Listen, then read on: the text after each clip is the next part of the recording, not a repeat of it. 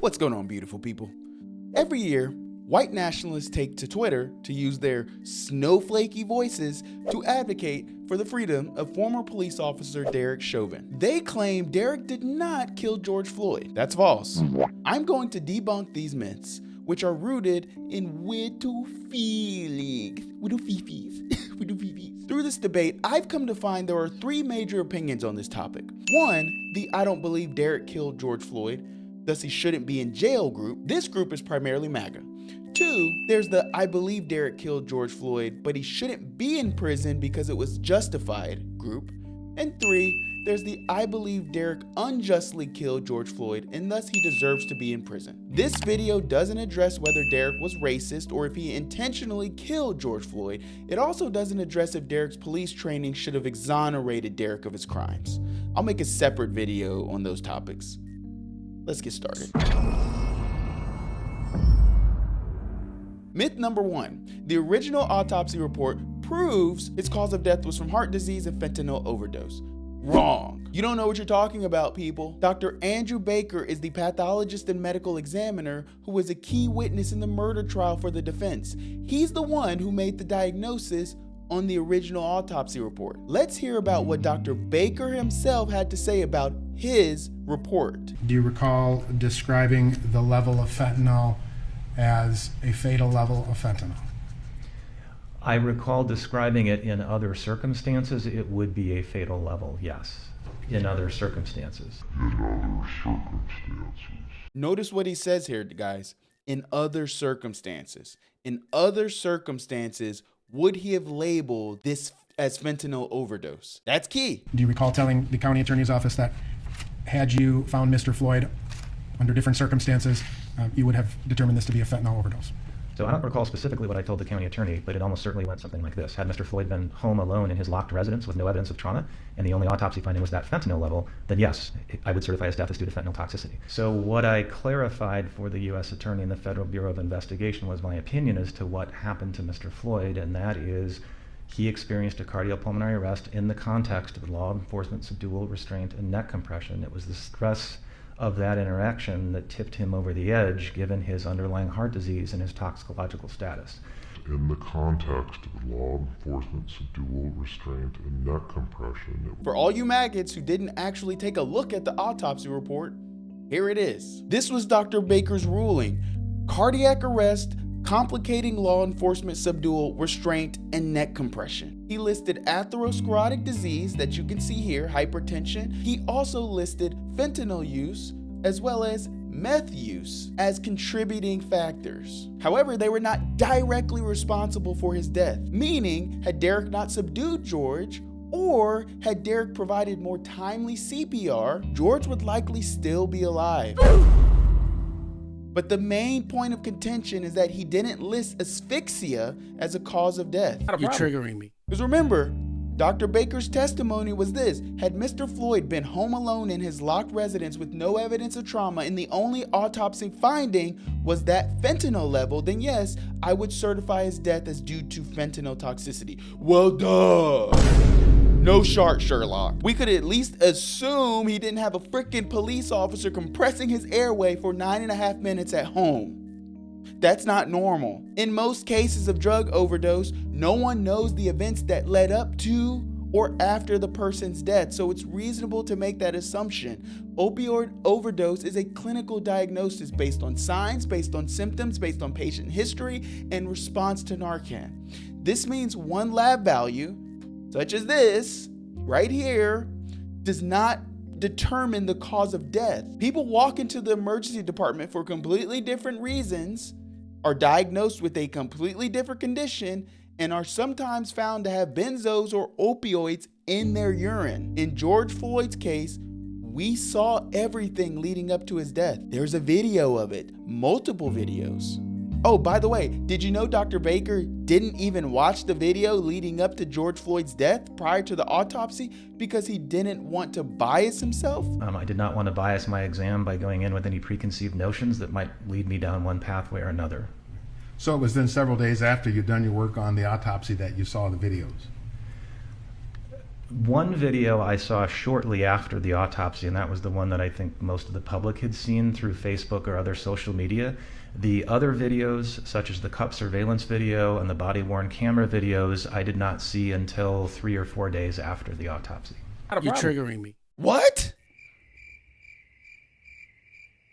Medical examiners don't have typical patients like most doctors do. They need to look at all the evidence that is available and combine that with objective data, because guess what? Dead patients can't give you a history of what happened. But we literally have a video 30 minutes long before this man dies, and you don't want to watch it to gain more insight? To me, that's criminal. You have the information, use it.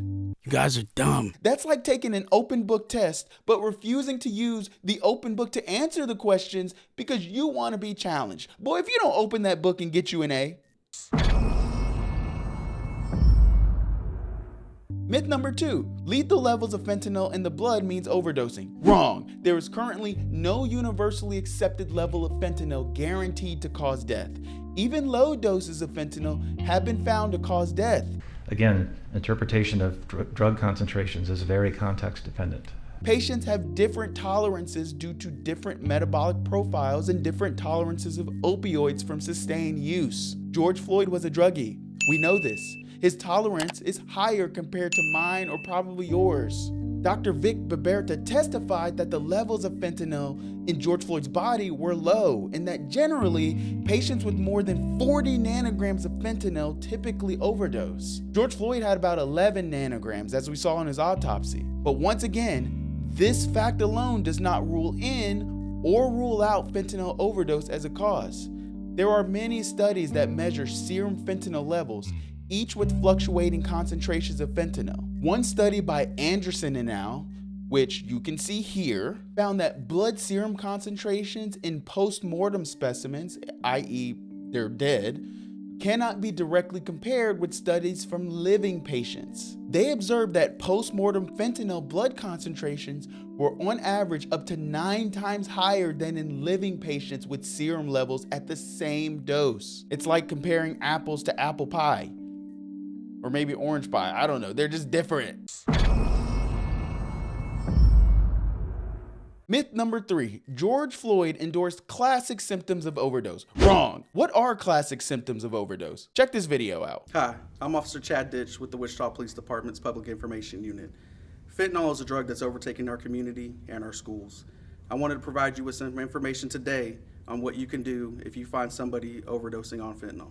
First of all, this is what fentanyl looks like. It comes in powder form or pills, often disguised to look like other prescription drugs. If a person is overdosing, you need to recognize the symptoms and act fast. Here are some of the signs you might see. Slowed breathing, cold and clammy skin, blue-colored lips and fingernails, nausea, dizziness, drowsiness. Now make sure you guys remember those symptoms, okay? Nausea, dizziness, drowsiness, sleepy, somnolent, cold and clammy skin. Now let's actually watch some film prior to George Floyd's arrest. Let's see it with our own eyes.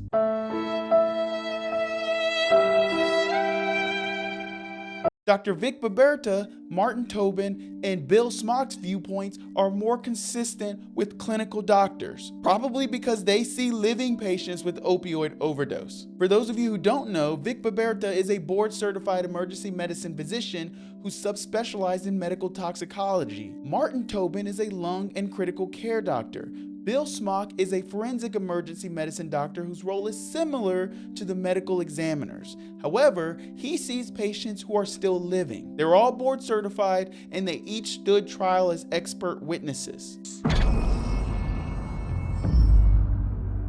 Myth number 4, George Floyd didn't have traumatic injuries on his neck, therefore he couldn't have died from asphyxia.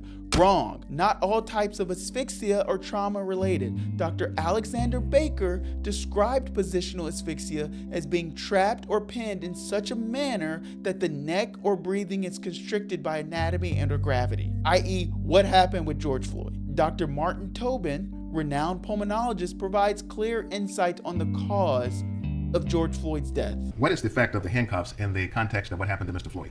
The handcuffs are extremely important to Mr. Floyd, but the handcuffs on their own just handcuffs per se are not that important. It must be the handcuffs combined with the street. And it's because of the positioning of the handcuffs at the back, then how he's manipulated with the handcuffs by both Officer Chauvin and by Officer King, how they manipulate the handcuffs. And they're pushing the handcuffs into his back and pushing them high.